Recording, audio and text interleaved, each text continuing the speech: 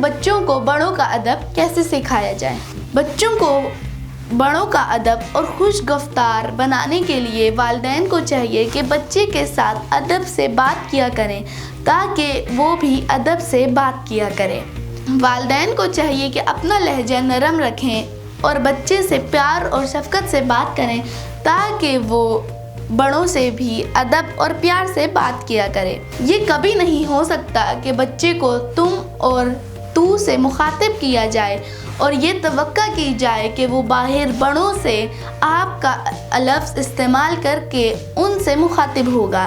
والدین پر یہ لازم ہے کہ وہ بچے کے ساتھ پیار اور شفقت سے بات کریں تاکہ وہ بڑوں کے ساتھ آپ اور اچھے الفاظ استعمال کیا کرے۔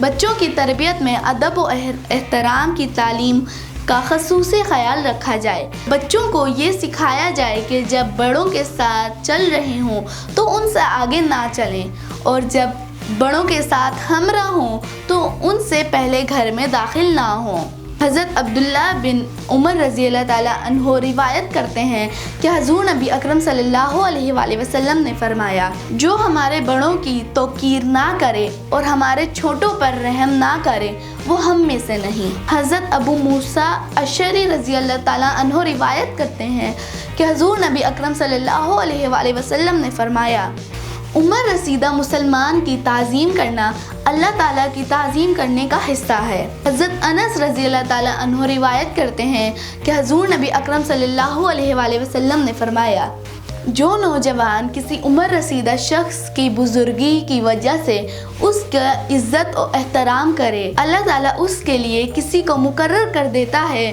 جو اس کے بڑھاپے میں اس کی عزت کرتا ہے۔ یہ تھا ہمارا آج کا موضوع۔ آپ ہمارے چینل کو سبسکرائب کریں، لائک کریں اور اپنی تجاویز سے ہمیں کامنٹس میں آگاہ کریں۔